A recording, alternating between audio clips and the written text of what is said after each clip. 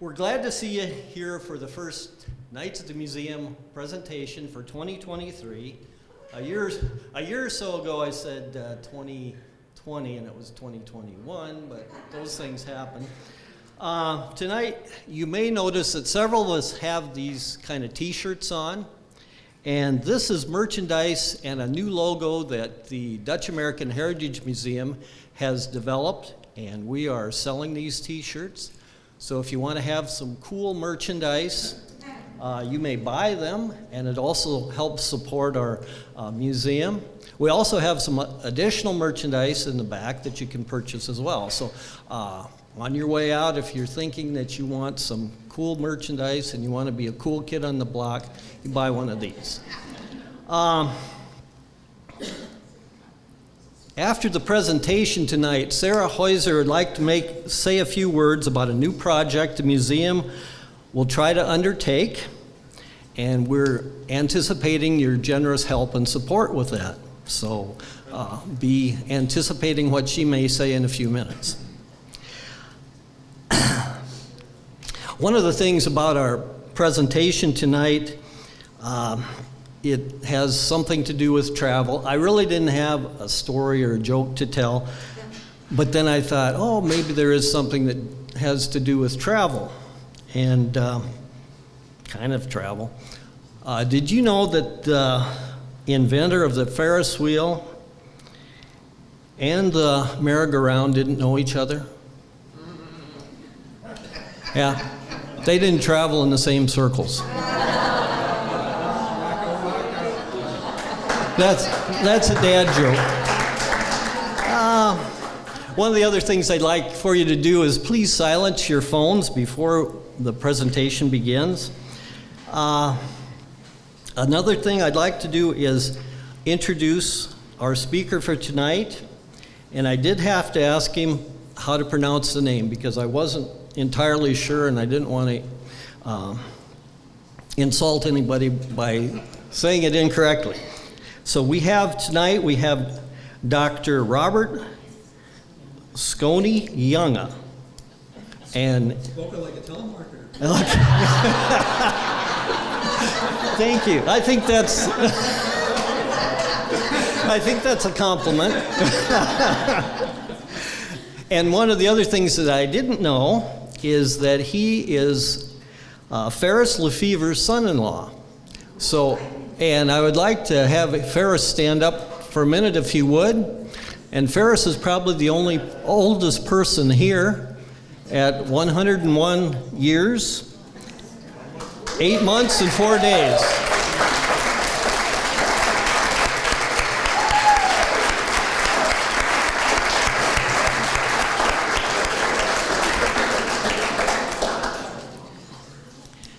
Well, tonight the presentation will be first class, second class, steerage from Rotterdam to Hoboken and beyond, voyages from 1850 to 1914. Now, Dr. Robert was born in Paterson, New Jersey, and at one time Paterson was the fourth largest concentration of Dutch immigrants in the United States. Both of his grandparents were immigrants from the Netherlands. Dr. Schoone Jongen's education consists of the following. He had an A.B. in Calvin College in 1971, an M.A. in the University of Kentucky, 1973, an M.A. the University of Delaware, 2003, Ph.D. in the University of Delaware, 2007. He taught social studies in Southwest Minnesota Christian High School for 26 years. He also taught history in Calvin College for 15 years. He was an adjunct at both Dordt College and Southwest State University in Marshall, Minnesota. His teaching, research, and writing centers on how immigrants chose their destinies, or choose their destinations, destinies is good too, and adapt to their new surroundings. Let's welcome Dr. Robert Schoone Jongen.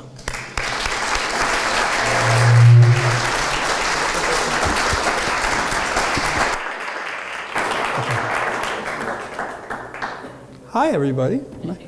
Nice of you to show up. Now I have to give you something. I have to start to get you in the mood. We're going to be dealing with immigrants. Anybody in here from Platte, South Dakota?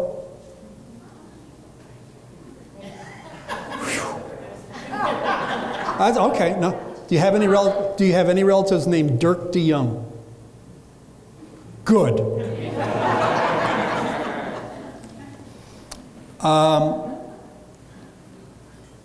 An ode to immigrants, titled "The Stubborn Dutchman."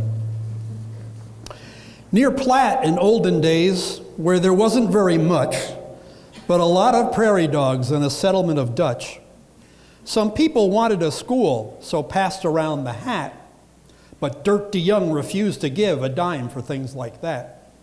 Learning gives kids IDs. They think they're there too fine to pitch manure or hay or work from 6 to 9.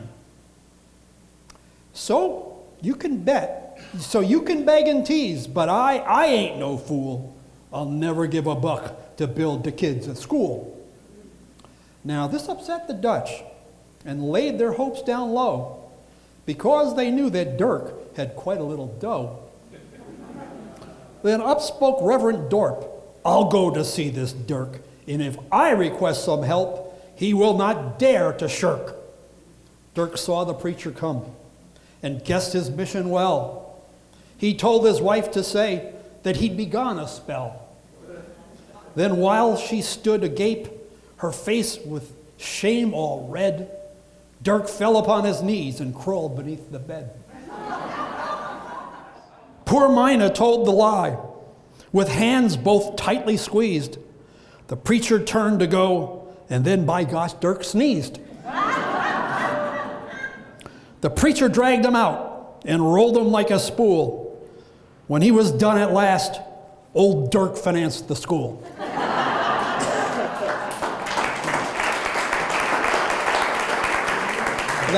That was written by the late poet laureate of South Dakota, who was appointed by a governor back in the days when some of us may have misty remembrances that South Dakota would actually like Democratic governors. The last Democratic governor of South Dakota made this person the poet laureate. So anyway, her name is Audrey Visser. You won't find you might actually find her if you do a Google search. Here we are today, folks. This is what I said I would talk about. And we're going to look at 3 different people who came between 1884 and 1900 to the United States from the Netherlands. And each one of them came in on a different class on the ships. So we're going to look a little bit at what the ships were like. We're going to look a bit at what prompted people to leave the Netherlands, what kinds of opportunities they thought they could find here. We have people who leave the Netherlands because they can make even more money than they were making in the Netherlands by coming to the United States, by being investors. We're going to look at an individual who leaves the Netherlands because he's afraid that if he stays in the Netherlands, his sons will not become the devout Christians he wants his sons and kids, all of his kids to be. He doesn't think that's possible in the Netherlands. And then we're going to look at somebody who represents by far the bulk of the immigrants, the ones who came steerage, the poor people. They came often because they sensed they had no option. If they stayed in the Netherlands, they would be condemned to being at the bottom of the heap, economically and socially, for the rest of their lives. And in the 19th century, you don't have to just live with that. You know there are other options out there. And you know there are other options out there because, among other things, there are newspapers from the United States that find their way to all the European countries, and particularly in our case, the Netherlands. And one of them was printed for about 70-some years right here in Orange City, which helps to explain why an awful lot of those of you who are native to the area why your ancestors happened to come down to Sioux County, Iowa, of all the possible places on the face of God's green earth where they could have gone. Why on earth would somebody from the northern Netherlands come out into the middle of northwest Iowa? How did they even know it was here? Well, among others, it's Henry Hospers. So here we go, folks, a little bit of background. There's what a typical ship looked like from the Holland America line. And almost all the vast bulk of the immigrants coming from the Netherlands, especially after 1870, are coming on ships from the Netherlands, what becomes the Holland America line. So there's that's what their ships looked like. In the upper left is probably one of the last buildings these folks ever set foot in the Netherlands. That's the headquarters of the Holland America line on the docks in Rotterdam. It's still there. You can go in there. There's a bar down on the bottom to get people a little more philosophical before they got on the boats. And on the bottom left, that is the Holland America line dock at Hoboken, New Jersey. Contrary to what you may think, the Holland America line did not drop people in New York. They dropped people in Hoboken after about 1882 when they moved across the river. Those docks will be expanded over the years so that if you're the descendants of people who came, for instance, after the Second World War, the dock looked different than that. This is going to be one of the earlier versions of it. And we're going to look at, as I said, 3 individuals. Here's one, Theodore F. Koch. Pardon my problem there with the numbers. He didn't live that long. He died in 1940. He's chronologically the first one to come. And he comes on board, he comes first class. And you can see he's a classy guy. Second, we're going to look at this fellow, a peddler. This is the fellow who comes because he's afraid of what his kids will turn into if they remain in the Netherlands. Specifically, what he's afraid of, his kid's going to get drafted into the army. And all the possibilities of what happens to his son if his son is exposed to a couple of years living in the barracks with undesirable people in their eyes. And then the third one is a fellow who comes with almost literally nothing. This is a fellow who has tried his hand at a number of things. One of the things that's remarkable that you notice about him is when he gets married, he lives in about 5 different houses in 5 different years in roughly the same municipality. It's a dead giveaway. He's got problems. He cannot economically establish himself or socially establish himself in one place. So he just keeps moving around in one community 4 or 5 times in 5 years. How long do you put up with that? So that's where we're going to go. So we start with Theodore Frederick Koch. Theodore Koch is born in a castle. There it is. It is literally a medieval robber baron castle on the Rhine River, located just to here's Arnhem, for those of you who got a little Dutch geography, and this is Leeuwarden Castle, right there. And his family, his father is actually the manager of an estate for a German nobleman who actually owns the castle. His father is a somebody in the neighborhood.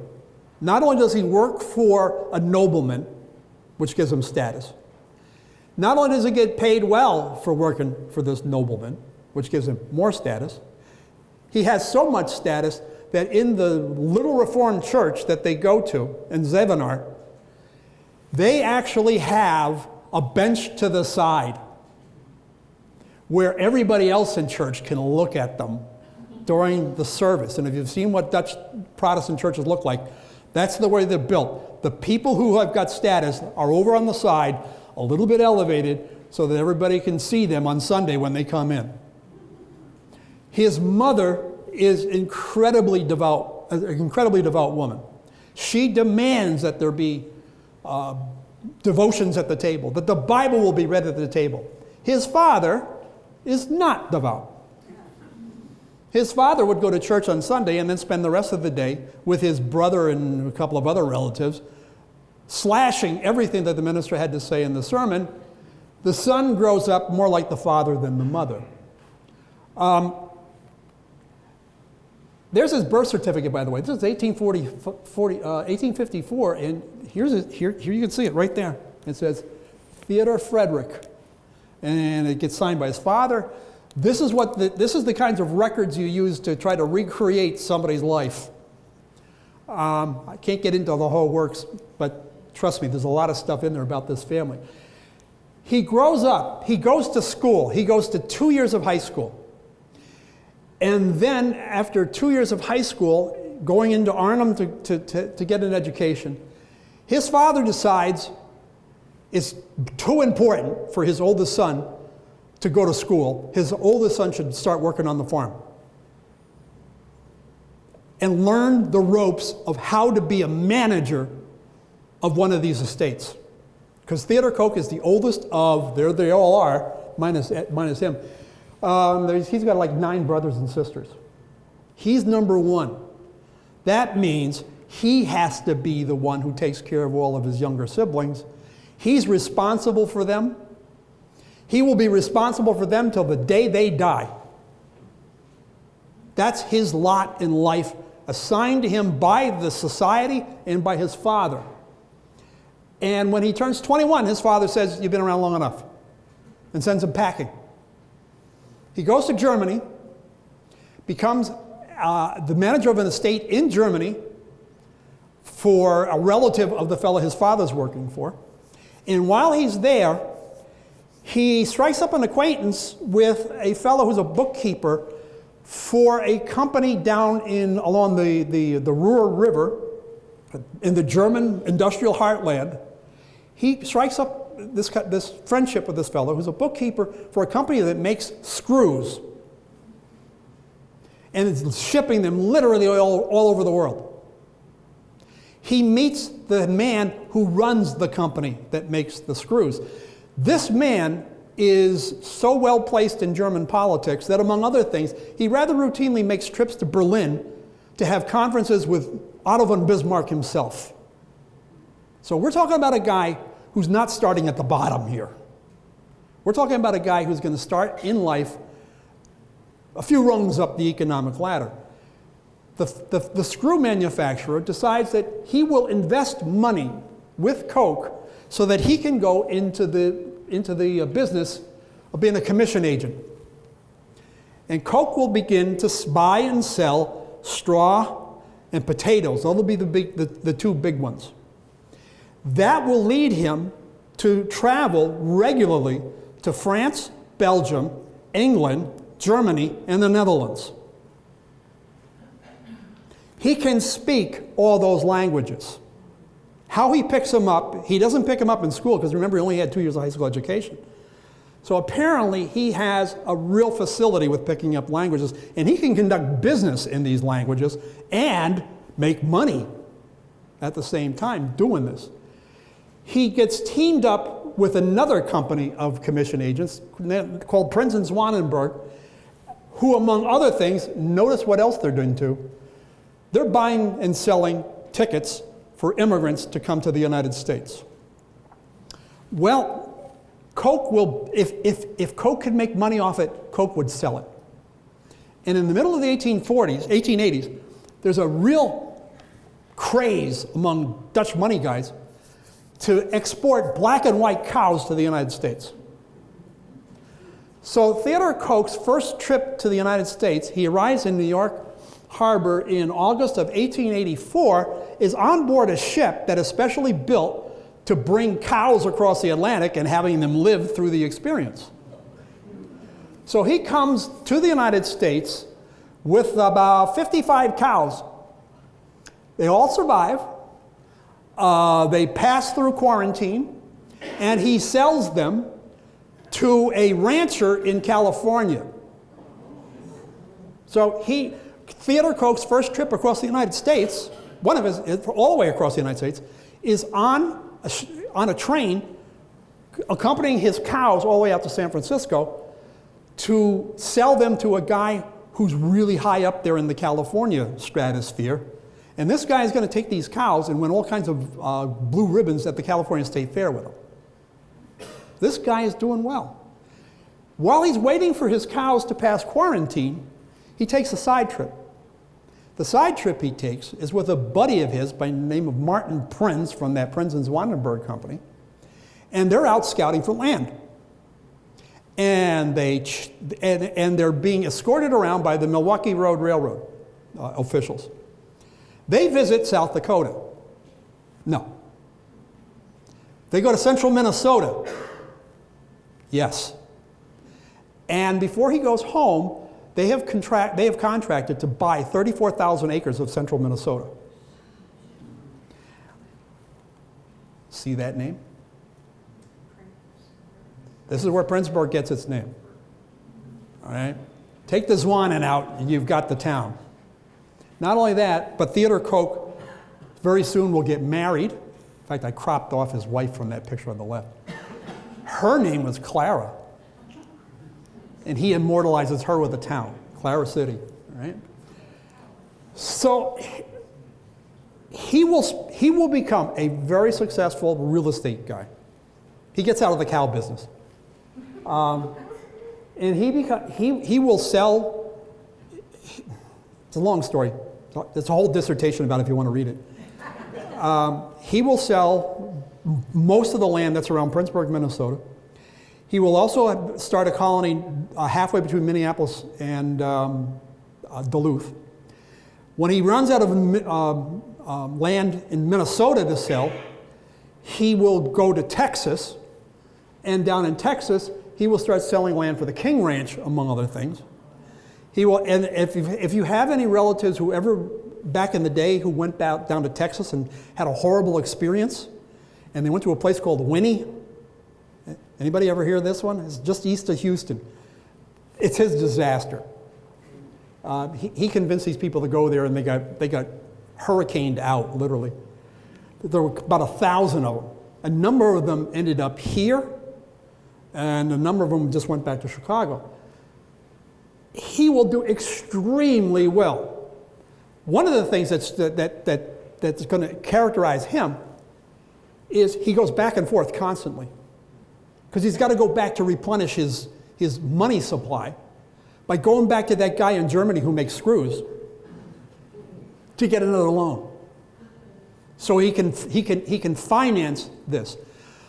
One of the things to keep in mind for, I don't care where your relatives if they came like in the 1880s and 1890s, they settled wherever they settled because of somebody like him. He's the one that becomes the middleman that sells the land. He speaks Dutch. He's a friend with the minister. He doesn't go to church. He donates the land for the churches to encourage these Dutch religious dissenters to come to some place like what Princeburg was 100 years ago, when there was no railroad within 20 miles. You had to walk to Renville to get to the railroad when they start Princeburg. Notice how many times he goes, and notice what happens. Yeah. And one of the reasons he keeps going back is he has 3 kids. His daughter goes to school in Germany. His wife, by the way, is German background, Clara. So he goes back to see his relatives, among other things, constantly. And he's going back to get his money supply.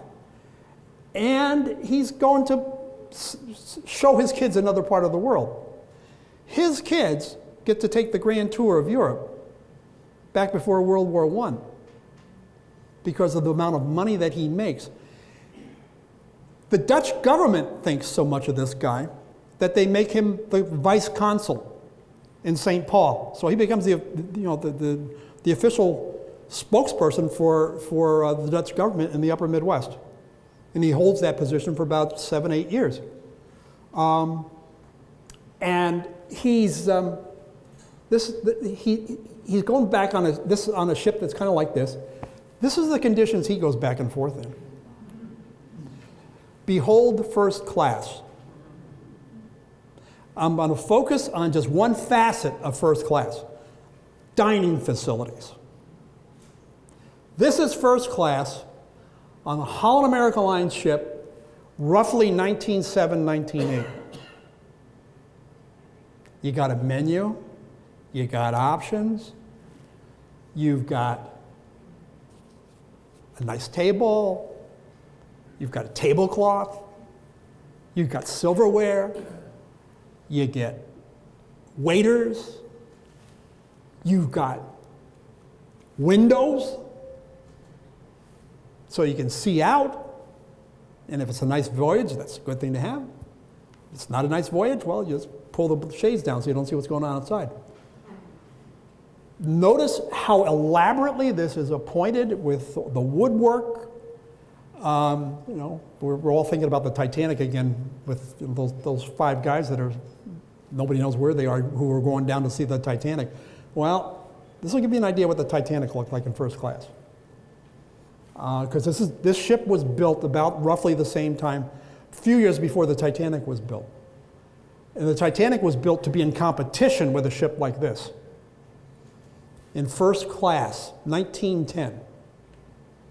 Not bad, eh? Not bad. And then you get what the rooms were like, with your own toilet, with better ventilation. You're higher up in the ship and towards the middle, which means if it's a rough voyage, just do a little physics, right? If you're in a rough sea, where do you want to be on the ship? Where don't you want to be on the ship? They're in the middle and up towards the top, so they're going to get the least rocking going across. And you'll see, let me go back here, show you this. If you're in first class, up in these red ones here, notice what's not underneath, right underneath you. These are the engines. So you don't hear all that rattling nearly as much as anybody who's down closer to that. So here we go, and there he is. His 2 sons both graduate from Harvard. Not bad. His one son becomes a lawyer from Harvard Law, goes back to Texas, where they ultimately grew up, and becomes a Texas state judge. Not bad. When he dies, there is literally an official notice put in the minutes of the Texas State Senate. His older son, becomes a banker. He works for a bank that is connected to one of the old New England blue blood families.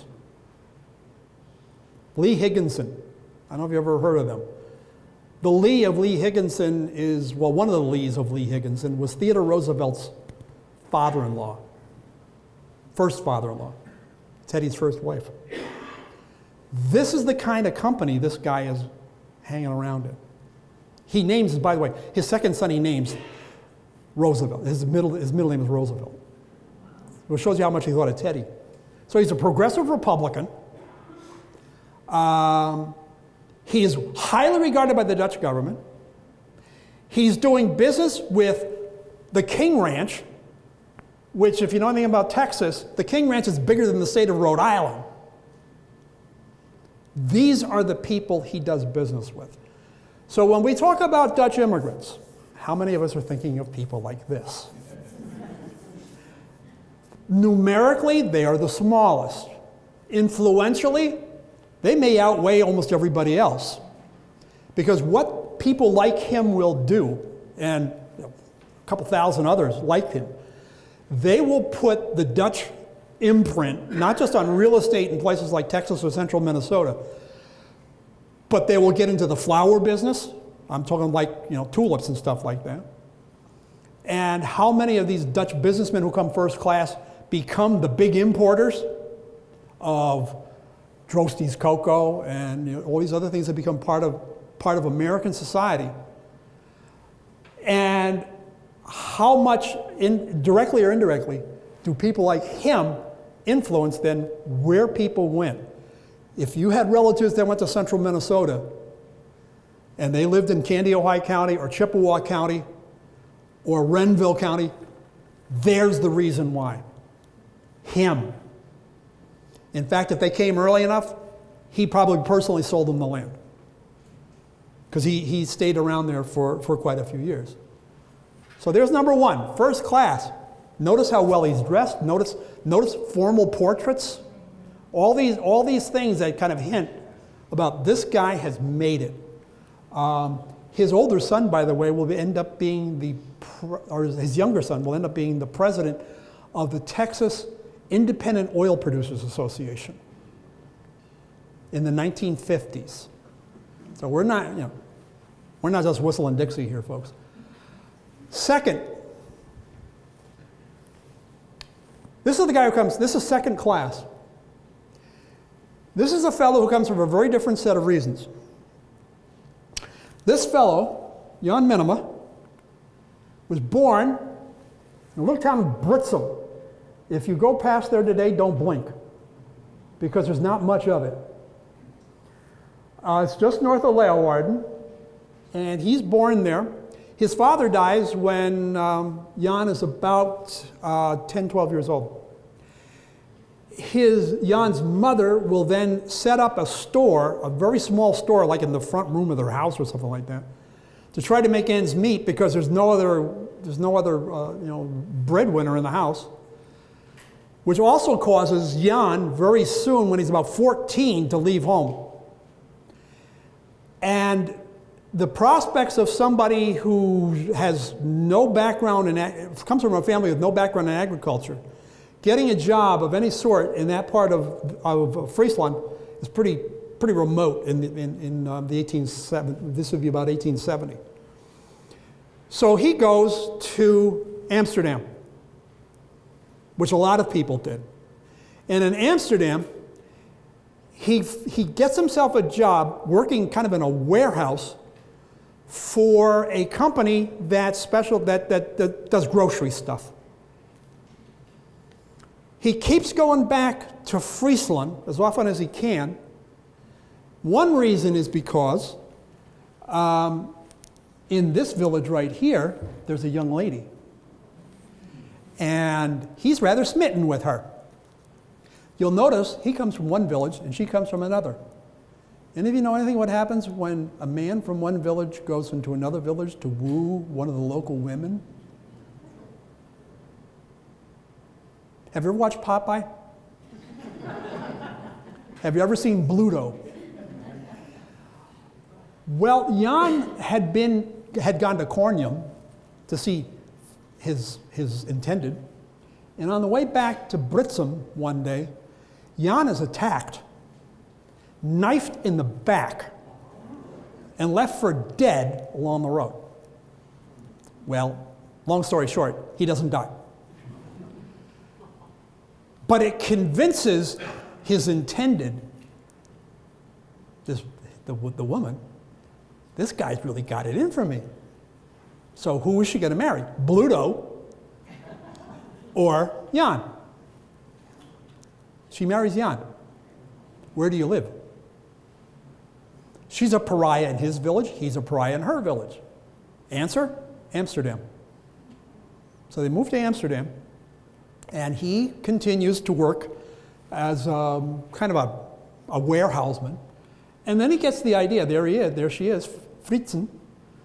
And then he gets the idea, while he's in Amsterdam, in the 1880s, he gets caught up in a religious movement. And the religious movement he gets caught up in is Abraham Kuyper and the anti-revolutionary party and the second secession from the Dutch state church. He joins one of the secession groups.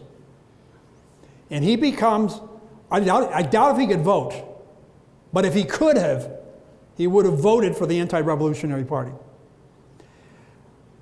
And if you think about what the whole Kuyperian movement was about, we've got to redeem the Netherlands, we've got to redeem the society by setting up these special separate Christian organizations for schools and hospitals and burial funds and the whole works. Jan gets caught up in all that. He and his wife have a number of kids. Their oldest is a son. Jan does well enough to actually go out and start his own business. He becomes an egg and somebody translated it already, butter and egg dealer. And this is one of the cards that he used. You would mark down there how much you wanted, and then he'd come back, he'd have his butter and he'd whack off how many kilos you wanted and sell it to you. He had a regular route. He moves out of Amsterdam out into kind of what today we would call the suburbs, and does pretty well. His son, the oldest, is turning 17, pushing 18, which in the Netherlands for a boy means he is subject to the draft at the age of roughly 18. There's no guarantee. It was a lottery system, but the odds were pretty good that you would get called up. If you are a devout man who believes in the separation of society from those other people over there, do you want your son in those barracks where Lord knows he's going to learn? Or get sent off to the East Indies and die from some disease down there? Or Dutch Guiana, where you can die from other diseases? Or whatever. So Jan, in 1900, decides he's going to leave the Netherlands. He doesn't know where to go, though. This is 1900. So what he does, this is literally the truth. Jan, devout Christian that he is, believing in the providence of God, takes 2 pieces of paper. And he writes one word on one piece of paper, and he writes another word on the other piece of paper, puts them face down on the table, calls his son in and says, pick a piece of paper. His son picks up the piece of paper, turns it over, and says, America. So his son asks, well, what's the other piece of paper say? Turn it over. He turns it over. South Africa. He wanted to get out of the Netherlands so bad to keep his kids out of the army. He would have gone to South Africa in the middle of the Boer War. Think about this. He goes to the United States, and he arrives in Hoboken. Now, let me show you something here. I don't know how many of you have ever seen what Dutch registers look like, the municipal registers. Here's Jan, Minima, Jan, and here's where he's born. That's where he was born. He's a businessman or a merchant. Here's the curious one right there. That mess. This is the column where they denoted which religious organization did you belong to. And if you look real careful at this, or you get a better version of this picture, what you find is it said there that he was a member of the Hervormde Kerk, the state church. Notice there's this heavy piece of writing over top of that. G-E-F. Gereformeerde Kerk. I often wonder, why did the clerk who did that write it that hard? I don't know. But anyway, there he is, and he leaves in November of 1900 and heads to the United States. And here's another little fun thing you can find. If you have ancestors who left the Netherlands after 1900, the Holland America Line ledger books are available online through the Rotterdam City Archive. And here he is, Jan Minima, going to Paterson, New Jersey. Here's how much he's paying for his railroad ticket, $5.50. And here's how much he's paying for his passage on the ship. He's going second class. What's the advantage to second class? These are your dining facilities. Not bad. Not bad. You know? Well, that's kind of like Denny's, you know. Not too bad, you know. We're not talking greasy spoon here yet. And you got a nice smoking room, which for Dutch guys, oh, yeah, you got the smoking room. You all know what the consistory rooms look like. And so there we are, 1900. These are the kind of accommodations that Jan and his family had on the way over to Hoboken in 1900. Coming in second class means something else. It means that in the eyes of the United States government, you probably had the economic resources to take care of yourself on your own upon arrival, which means you do not get processed through Ellis Island. That's only the steerage people that go there. And so Jan goes to Patterson. This is what Patterson looked like in some of its better days, is Main Street. To work in a place that looked like this, a mill town, a textile mill town. That river there, in 1896, there was a report, this is literally the truth, it was in the New York Times, in 1896, of a school of pike that came up the river. There's a falls just a little bit behind you here. Got caught in the maelstrom underneath the falls and was immediately killed by the chemicals in the river. Welcome to Patterson. Did you hear where I was born, right? We used to drink that stuff. Or you would, and this is Patterson in its unglamorous side. Or worse, Jan, who remember got knifed in the back and he has lung problems for the rest of his life because of that knife wound. He works in a place like this for about 10 years. His wife, who considered herself an upper class, kind of a middle class Dutch woman, is living in a house with bed bugs down by the river. That is the local sewer. And they have diphtheria epidemics and all kinds of other things in this neighborhood because of the water conditions in it. That's where Jan lives for 10 years. And then he gets his break. He gets a job working as a clerk in a grocery store for another Dutch immigrant. And from there, surprise, surprise, Jan, within 2 years, is back in the peddler business, doing tea, coffee, and underwear. You get the connections.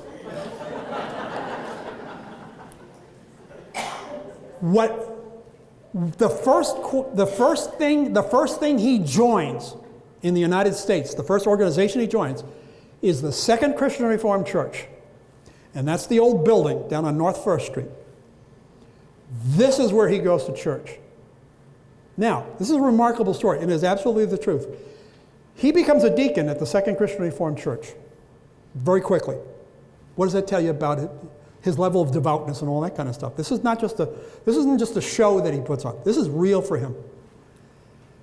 And in 1911, while he's a deacon in the church, there's a meeting that takes place in the basement. All these Kuyperians, they get together, about 14 of them one night, and they decide among themselves, what Patterson really needs is a psychiatric hospital. A bunch of Dutch immigrants, a peddler, another one of the guys who's there is literally the janitor of a public school. These people are going to start a hospital. It took them 6 years to do it.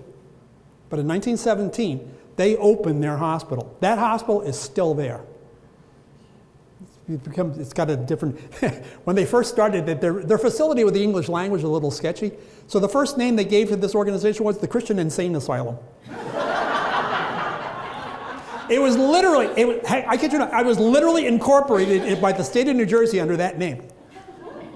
And in 1917, before they finally opened this place up to actually accept patients, they have a minister who convinces them that maybe they should give it a nicer name. So they changed it to the Christian Sanatorium Association.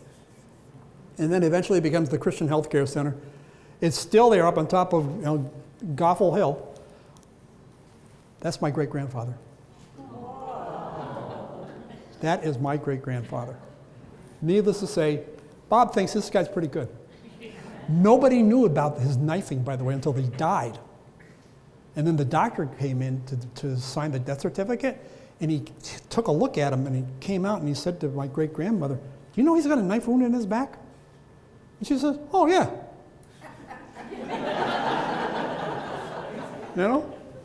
And that's when the story finally came out about how apparently Bluto got him on the way. Now we have to go to the bottom of the ship. Now, to give you an idea, this is where the bulk come from. And NASM is the original initials of what becomes the Holland America Line. And there you can see what it was, the Nederlandse Amerikaanse Stoomvaartmaatschappij. And they'd have a flag like that flying from the ship. What does NASM stand for? Well, if you think about this, there were a lot of things that Dutch people thought NASM really stood for besides the Netherlands America Steamship Company. The preferred one was that the letter stood for Neemt alle schurken mee. Translation? Take all the crooks with you. And by the way, schurken can also be villains, rogues, scoundrels, cads, wretches, louses, packs of knaves. Who are they talking about? They're talking about the steerage people. Who tend to be the steerage people? Down and outers. Who tend to be the down and outers? Religious dissenters. The best thing the Holland America Line was doing in the eyes of a lot of people was getting those people, those crazy people, out of here. And where did those crazy people go? Orange City. Not just Patterson. You're not going to stick that one on me. No. Here's one of them. This is a guy named Renzo Nicolai. Renzo Nicolai grew up was born in the northern Netherlands. He comes to have a chance. He's going to trade a town that looked like that for a town that looked like that. And the second one was considered a step up. Behold, Lark, North Dakota. He's born in Fairveld, 1861. You can see where it is up on the coast. So he's growing. Think about this chronologically now. That means he's growing to become an adult in the late 1870s, early 1880s.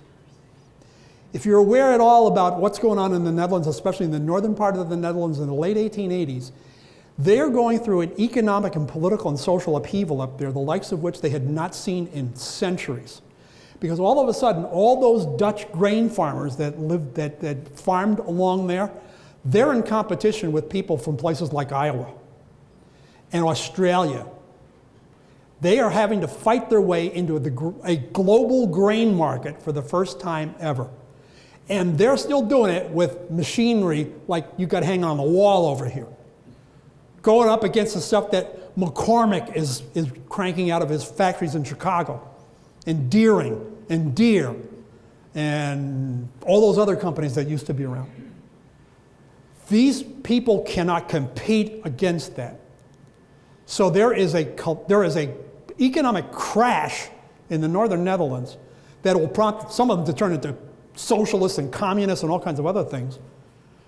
Well, Renze leaves Fairveld, which is basically a farm community, goes to Harlingen, port town, nowadays a minor port town.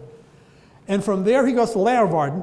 Leeuwarden is the provincial capital, so it's the biggest city in the area. So you'll notice that there's a trend here. Remember Jan Minema goes to Amsterdam? Well, he's going to Leeuwarden. It's closer, which means he can get there. He can actually walk there. He decides to leave the Netherlands in 1887. And he decides to go for Orange City. And this is what he's going to get. This is steerage on the Holland America Line. And this is 1900s, which means when he's coming across in 1887, it's not as nice as this. This is your eating accommodations. That, by the way, I'm not going to go through the whole thing. That's your menu. They have a fixed menu for every single day. Lots of syrup. Right? Potatoes, white beans, a little pickled meat, whatever that might be. I mean, it's got like mystery meat, I guess. Let's see, potatoes, a pea soup. Let's see what else you get. Oh, Sunday's a big day. They give you a little bit of ham or something like that. This is what you get. And why did he pick Orange City? Here's one of the reasons why.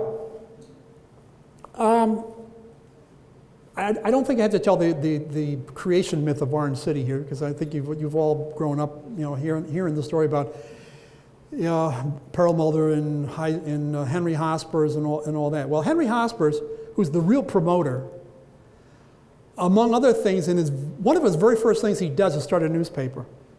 And this is it, the Volksfreund. And this paper will be published in Orange City from about 1872, 73 up until 1951. 52? 51, 52. It kind of dies slow in the last couple of years. This paper, it's hard to exaggerate the importance of this paper among Dutch immigrants. If I had cropped this a little bit different, one of the things you would have seen in the right-hand column, or left-hand column, is how much the subscriptions were in 1885. And there's two subscription rates. One is if you're subscribing in the United States, the other one is if you're subscribing in the Netherlands. So this paper out of Orange City by the mid-1880s is regularly being sent to the Netherlands. Now, it's highly unlikely that Renzo Nicolai ever saw a copy of this thing. But what Renzo Nicolai probably saw would have been clippings from this paper that would have showed up in the newspaper, one of the newspapers in Leeuwarden. Henry Hospers himself, of course, had gone to the Netherlands in about 1871 as a recruiter for the state of Iowa, and kind of sets up this network to bring Dutch immigrants into Iowa in general, Sioux County specifically after 1871-72. And he's the publisher, he's the publicist, he's the banker.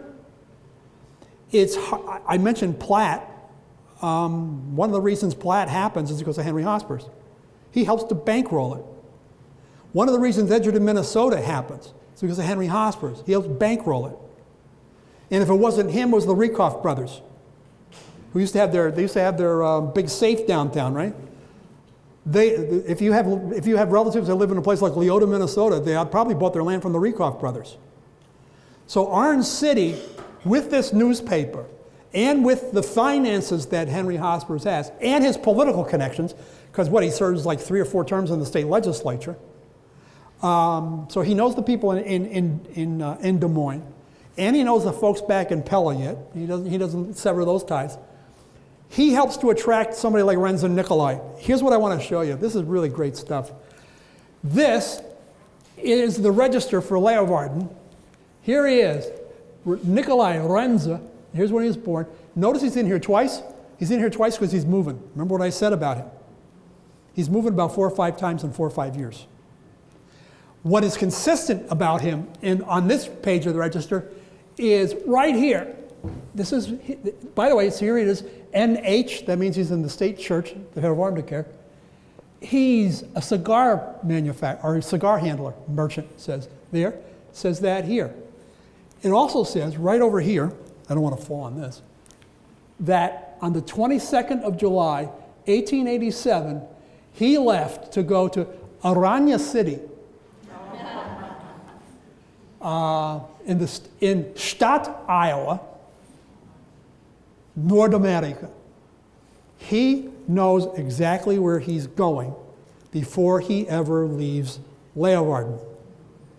He's going to Orange City. What's remarkable about this cigar manufacturer leaves in July. In August, he's coming across the Atlantic. This is the ship registry. Here he is. Now he's a painter. What miraculous thing happened to him in 2 weeks? My suspicion is what it tells you is he wasn't doing very well as a cigar merchant. So he comes to Orange City in 1887. Let me go back here. And reads the Volksfreund every Thursday when it comes out, of course. And he only lasts here for about 2.5 years. Think about this. This is the late 1880s. The late 1880s in rural America, particularly in the upper Midwest, is not a good time to be a farmer. Prices are falling. If you're all familiar with what happens in the 1890s with the populist movement, all that kind of stuff, that's all starting in 1889, 1890. So if this guy's, if Renza is painting houses, how much business is he going to have in the Sioux County area in 1889, 1890? He can go someplace where there are houses to paint. He goes to Roseland, Illinois, Chicago, to a good Dutch neighborhood. And he becomes a house painter and becomes a pretty successful one. He actually, by 1900, that's the shaded areas where he is in the 1890 census, or the 1900 census, he owns his own house by 1900 in Chicago. He's doing good. And his sons are now working with him too, painting houses. He has a problem. His problem is, apparently there's a Kuyperian in him somewhere. He doesn't like labor unions, at least not American labor unions. And they are trying to organize the painters in the city of Chicago. He refuses to join. So he has a problem. He's up on a ladder, and there's a guy down at the bottom who says, I want you to join the union. Now, we're not in a good place to negotiate here. He becomes so afraid of what's happening, he goes down to the police. This is 1905. He goes down to the police station. He buys a gun, buys a pistol, and he goes down to the police station and registers it. So the cops know he's got it, and he's got it legally. There comes a day, this literally happened to him, he is up doing like one of these 2-3-story houses. He is up painting the top of the gable on the street side. So you think about how many feet he is up in the air. And here come the union guys. He takes out his pistol and he starts shooting down at him. And they run away. No dummies they. And he explains to the cops what he had done and why. And the police accept his explanation. So the last day, Renza Nicolai painted a house in Chicago, literally. Because within a day or two of that, at night, there is in the basement of one of the churches in Roseland, a meeting that's being sponsored by a guy who's a salesman for a land company that is selling land on behalf of the Northern Pacific Railroad Company in North Dakota. So Renza is going to leave and buy a piece of ground out here, west of the river in North Dakota. I don't have enough time to go through all the stories about what happens out there. His one son was so frantic about getting away from there, in the middle of a blizzard, he literally walked away from the farm.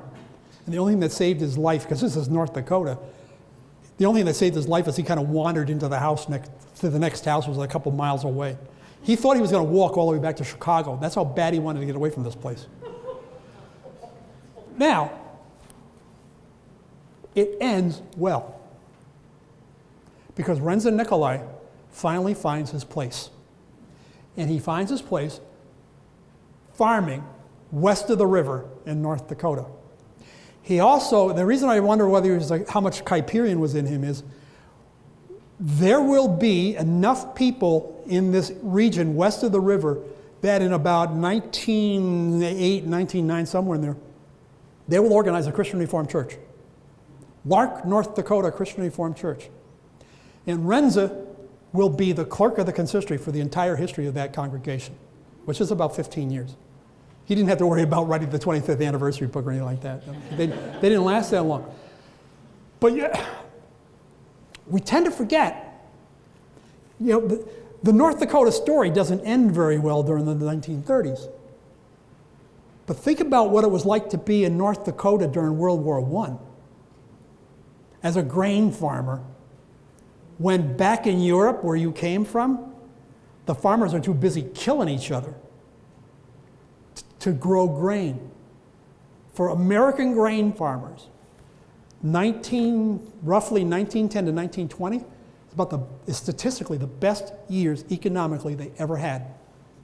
And Renza's in North Dakota, riding the wave. He's a good enough manager so that when the bad times come, with the end of World War I and the resumption of world grain markets,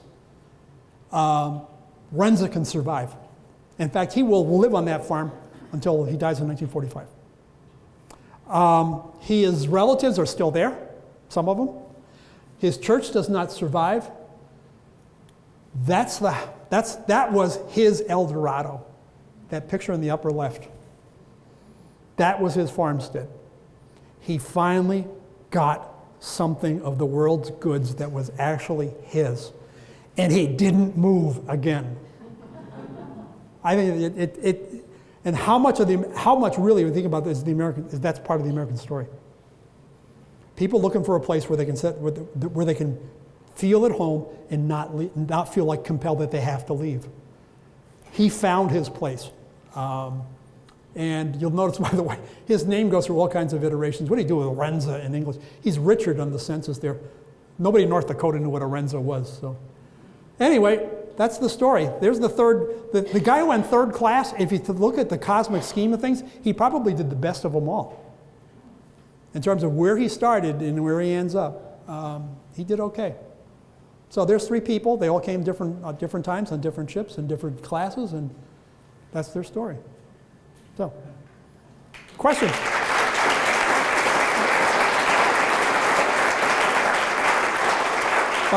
By the way, those of you who are really into the plat maps and stuff like that, there he is, Lot 4, southwest quarter of the northwest quarter. There it is. You can go find yourself a map and find out exactly where Renza's house was. And that's from, we can see it, Mandan, North Dakota. Questions, anybody? Yeah. I got a question or a statement or rather about Theodore Koch. Yeah. You know, several of his land transactions are failed. Yes. The most notorious one was the one in Winnie, Texas. Right. Most of those people went broke, died, Yep. came back. There is of the people that went to Winnie, there is a group, some of them, who, even though everything failed as far as farming goes, they hung on to the land. All right?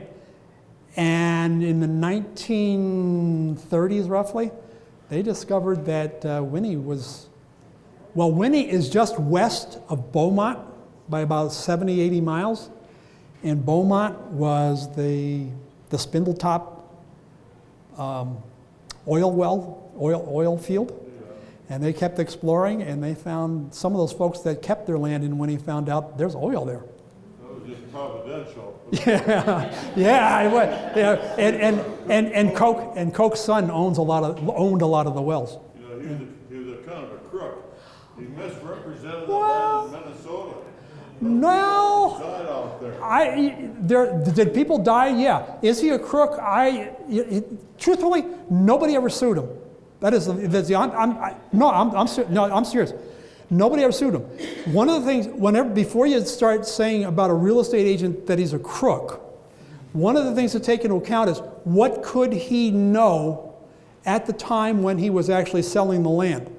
So that, for instance, in Princeburg, he did well, and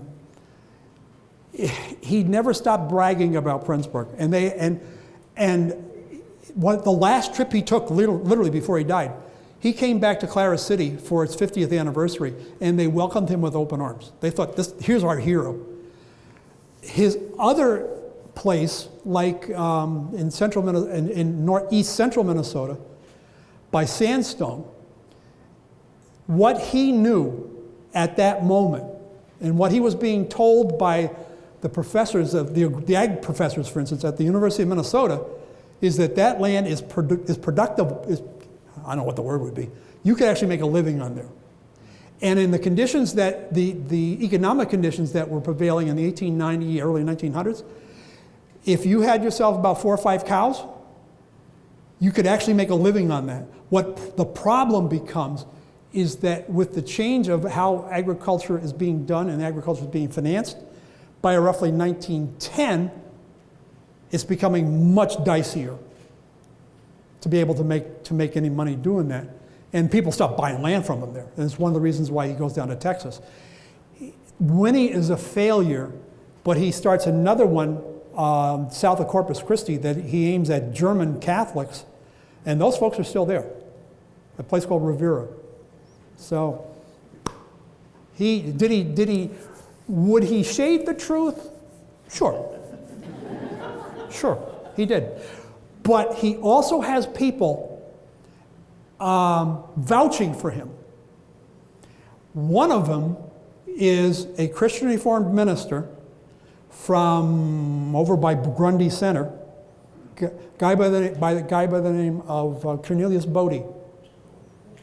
Cornelius Bodie is a Christian Reformed minister who had been a very successful farmer in Illinois before he heard the call to preach. So he leaves his farm, and when he's 35 years old, becomes ordained in the Christian Reformed Church. This guy can speak or read 5 different languages. Coke latches onto him, and he latches onto Coke, and the two of them help promote central Minnesota. And the farmers would believe Coke because Reverend Bodie said you can believe him. Now hang on, Reverend Bodie is not just a man of God and a man of the cloth. Reverend Bodie is one superb judge of land. So his endorsement of Coke is A, somebody who knows something about land, B, he's the voice of God. I mean, you can't beat that. Right? Yeah. So, anybody else? Question? Yeah. So what's sort of the price differential between a first class? I wondered, I was waiting, I always thought that would be the first question. Here you go, folks. I've done this often enough to know what the first question is going to be. Again, remember this is averages, so it could fluctuate. There's what the price differentials were.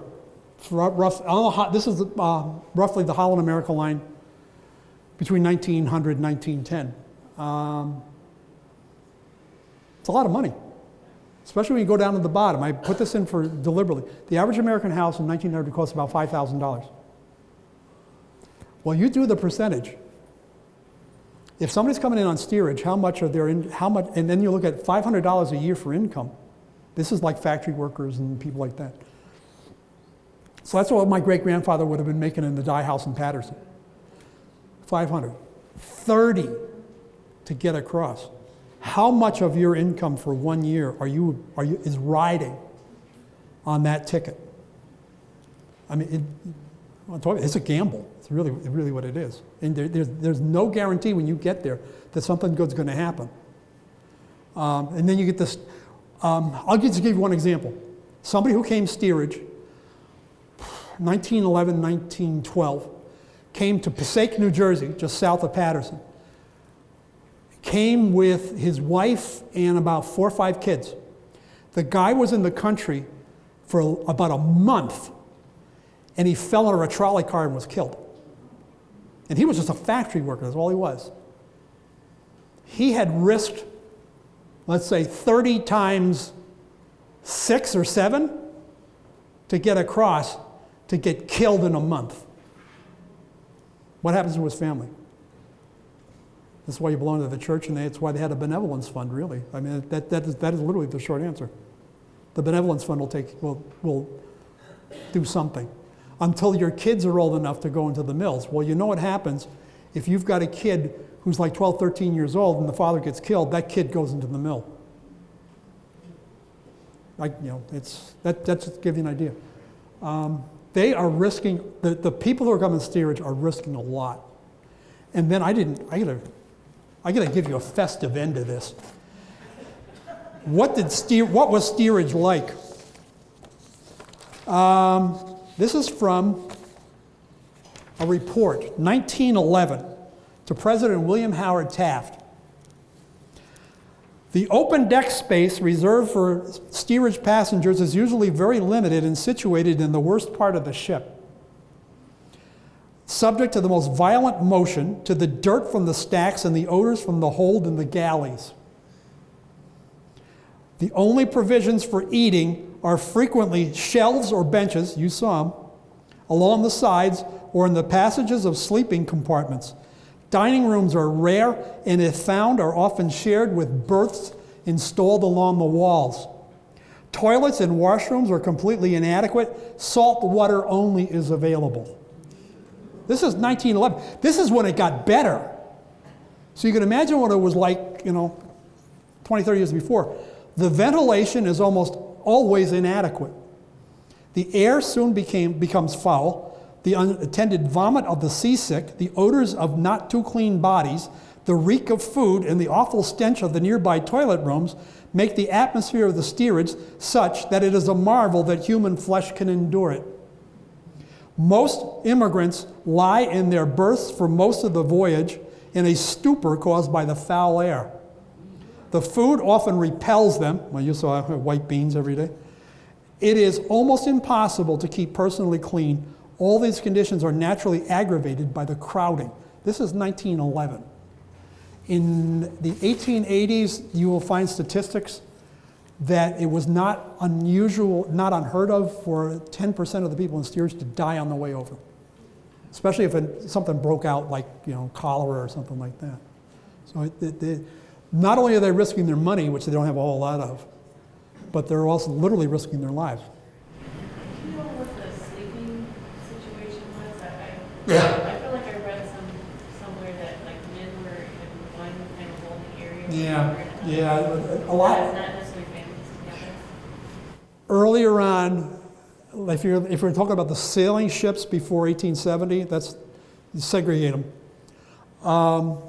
Later on, it'll be more like they'll try to keep families together. They'll actually be kind of compartmentalized. It's not just a total barracks. It's they'll have, depending on the ship and depending on the time, a couple dozen people in this kind of a room, and they're all in there in basically bunk beds. The average height for steerage was in the before 1900. The average height in the steerage was 5'5". That's so so anybody who was over 5 feet tall is stupid.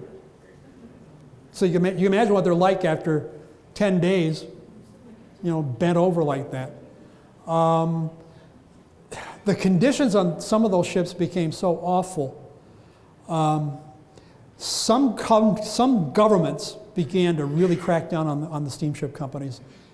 The United States was one of them. One of the first ones, oddly enough, was Italy, to demand that the conditions for the steerage passengers get better. That was in 1889 or something like that. So it's not, forget about Leonardo DiCaprio, folks. Forget that stuff. They're all these happy Irish guys dancing down there. No. If they were dancing, it was because the ship was rocking. When my parents immigrated in 1951, Yeah. barracks, Yeah. men and women, and there were days, it took 19 days to Yeah. sail across. Yeah. And there were days they went further back than ahead. Yeah. And my mom was sick the whole time, and they were in steerage. Yeah. And the ones who were coming after the Second World War, you have to remember that during the Second World War, a lot of the passenger ships were converted into troop ships for the war, and they didn't convert them back. So these folks are coming across, like you're talking about, in a ship that had been likely reefed, and then a freighter on top of, I'm talking about Holland America Line was kind of high class then. And of course they're being paid by the Dutch government to leave. Well, things have changed. I immigrated actually to Patterson. Whoa. From the Netherlands. Whereabouts? Did you live in Prospect Park? From the town? No, in Patterson. Where'd you live? Patterson, New Jersey. Whereabouts? Where? What street? Patterson. Oh, you don't remember, okay. Anyway, how things have changed because I see the prices there, and when we immigrated, Right. actually the government actually subsidized the trip to the United States because the Netherlands was just over. Right.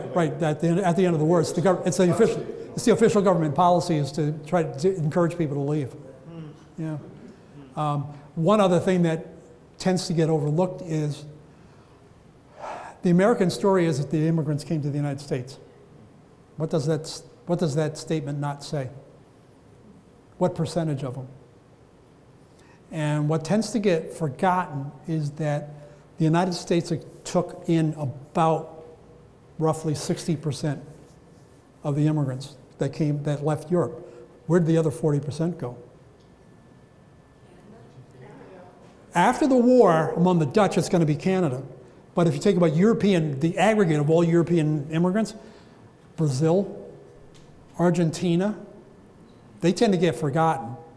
And then after the Second World War, among the Dutch, you have to throw in New Zealand and Australia, which are taking it. I believe I've seen, there were years where Australia took more Dutch immigrants than the United States did.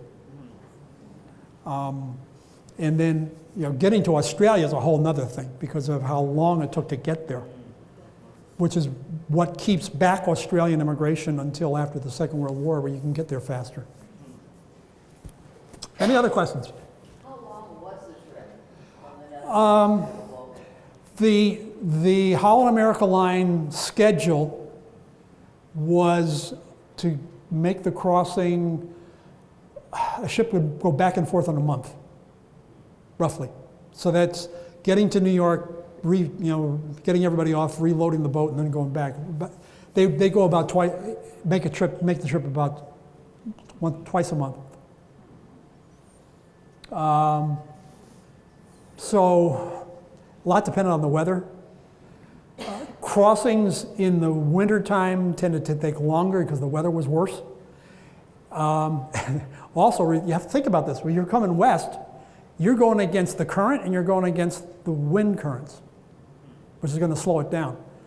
Going the other way back to Europe tended to be faster, but then that's not where the immigrants were going. It tended to be cargo that was going back the other way.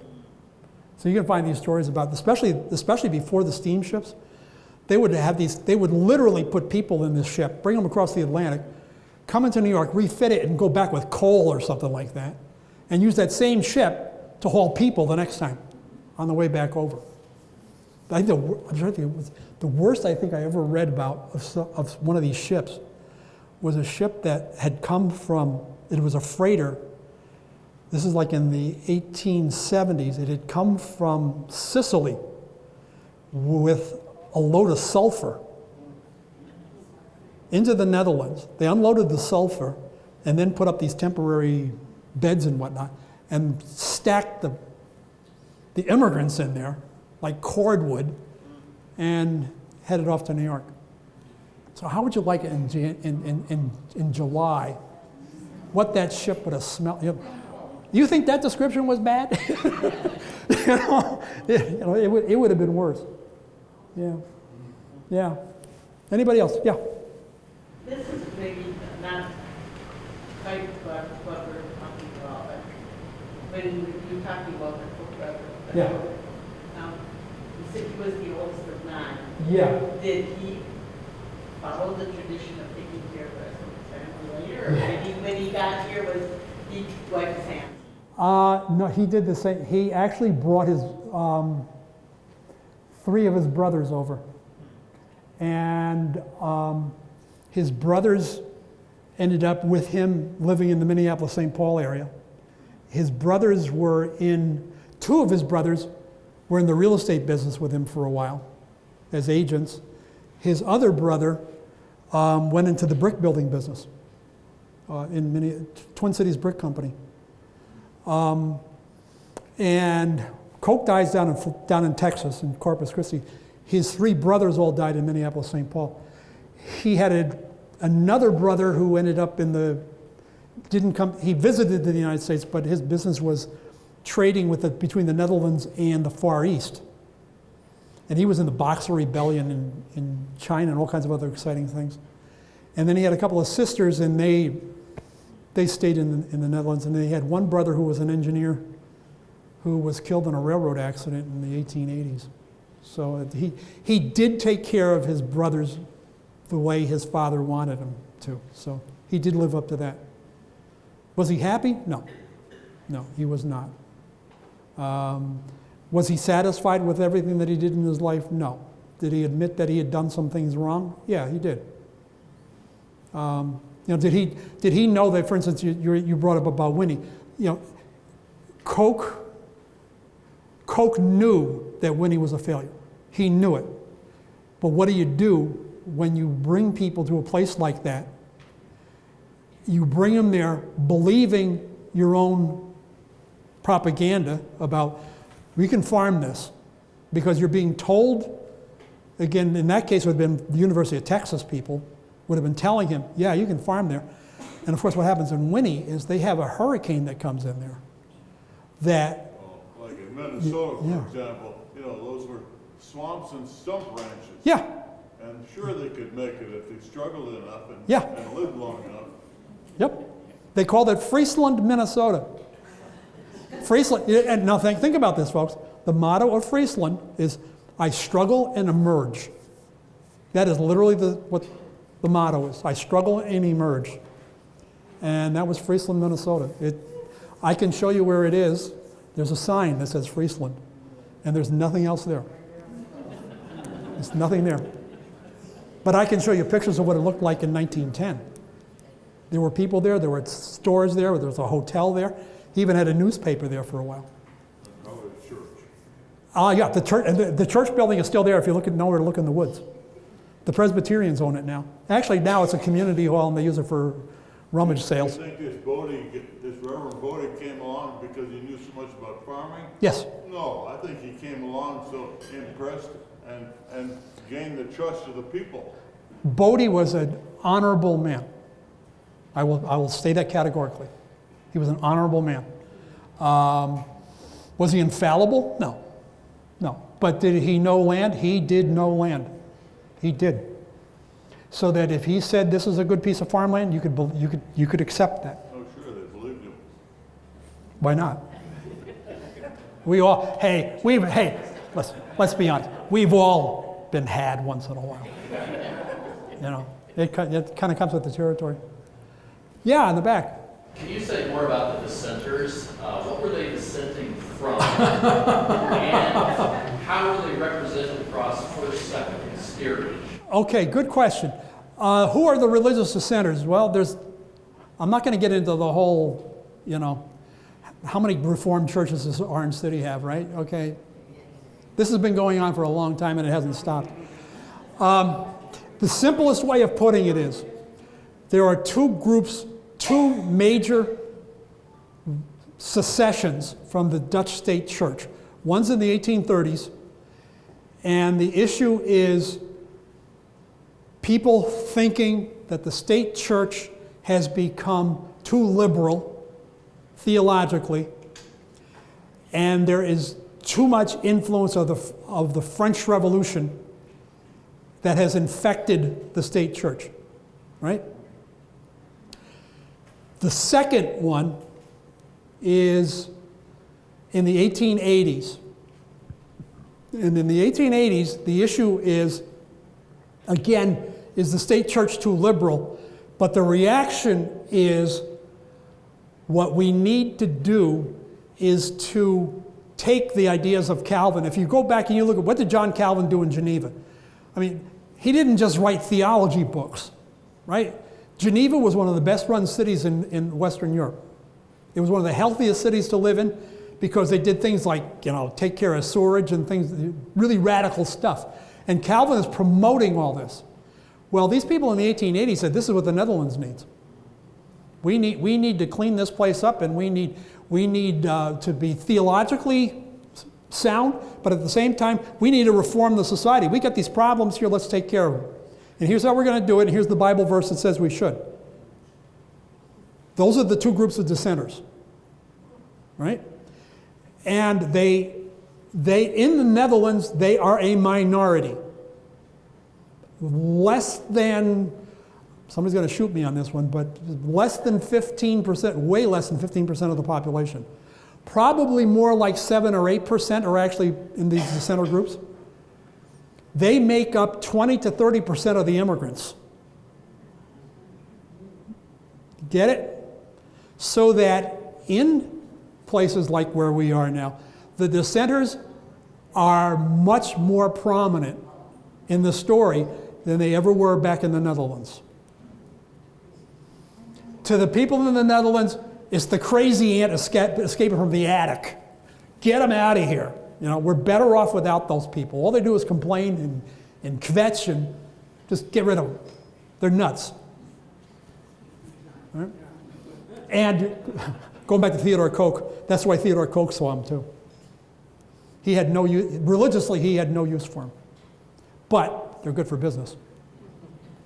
And he had nothing but admiration for Cornelius Bodie. He thought Bodie was a great guy. So, and Bodie thought this guy who was a Unitarian was actually a pretty good guy too. Which, go figure that one out.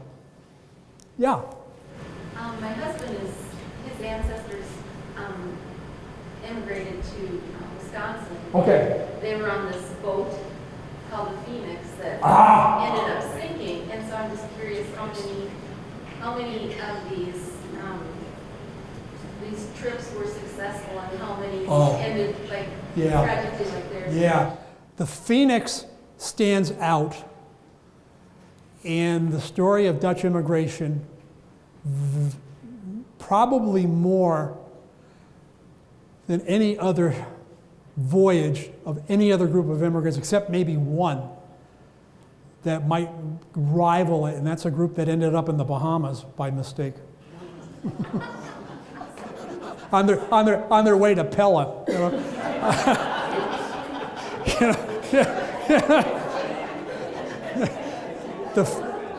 How many of you are aware of the story of the Phoenix? A few. The Phoenix. 1847, they were in sight of Sheboygan, which is where they were headed, and the engine caught fire. The hull caught fire underneath the engine, so the ship burned from the center out, and a couple hundred people get killed literally within sight of their goal. This is 1847. They had left eastern Gelderland, so near the German border. They had left there, I forget how many months before. It took them like 3 or 4 months to get there. After 3 or 4 months, and the bulk of them get killed. 30-some survive and make it to shore. That is an exception, very much an exception to what happens. There's nothing that matches what happened with the Phoenix. Again, the importance of the Phoenix back in the Netherlands becomes, among other things, it's seen by some, remember these are often religiously very devout people. That is seen by some as a sign of God. Because there is great debate among the dissenters in the Netherlands. Should they leave, come to the United States, or predominantly to the United States, to establish God's kingdom here, or do they stay in the Netherlands and redeem the place? That's a big debate. And in the case of the Phoenix, there were ministers on both sides of that issue, and apparently there was a minister in one of the towns that the Phoenix people came from who made no bones about it. God killed those people. And you can statistically see nobody left that town for the United States for the next 30 years. The statistics are there. So at least locally in the eastern part of Gelderland, the Phoenix really packs a wallop. So what does that then do for all kinds of other things about, remember, this is all chain migration. Everybody's following somebody else. There's no freebooters here. Everybody's going someplace else because they think they know somebody. Even if it's somebody who just read Henry Hosper's editorials in the newspaper, they think that okay, well, that's why they're coming. Most of them knew somebody. And if you look at especially after 1900, if you look at the ship manifests, it is stated exactly on there where they're going, what town, and exactly who they're going to meet, and exactly what their address is. So Jan Minema is on there. He's coming to Patterson. He is going to meet Reverend Frederick Decker, and he lives at number 50 Clinton Street. Frederick Decker was the minister of the First Holland Reformed Church. Well, sure, they had to have sponsors. No, it's not sponsorship. It's more, no, hang on. Sponsorship, you have to look at what was American law at the time, not what comes later. Sponsorship is something that comes after 1920, much more after 1920. We're talking about before that, where they want to know that you've got some place you're not just going to be out there on the street. That's what they don't want. Now, at the same time, we've got people that they're going to lie about, and then you get the people who say, well, I'm going to X and end up in Y, and how do you figure out, well, once you're out of Ellis Island, you can do anything. And a number of them did it, especially if you're trying to escape a past. And or the relatives, you got a letter from the relatives just before you left saying we don't want you, or whoever, or you find out that Winnie, Texas is not the hub of the universe. You don't really want to go there. So anyway, I've worn out my welcome, folks.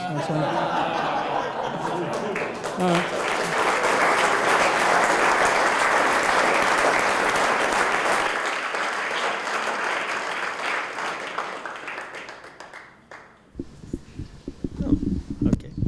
Well, thank you. And how interesting was that? Let's give him another round.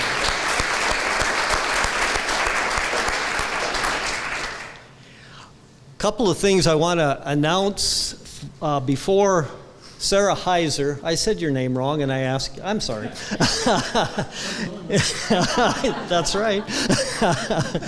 Anyway, want to remind you that our next Nights at the Museum presentation will be held on July 11th, when Karen and Jeff Barker will present a reader's theater entitled Mrs. Ripley's Visit. So I think you'll all want to come and experience that as well. So Sarah, would you come forward now?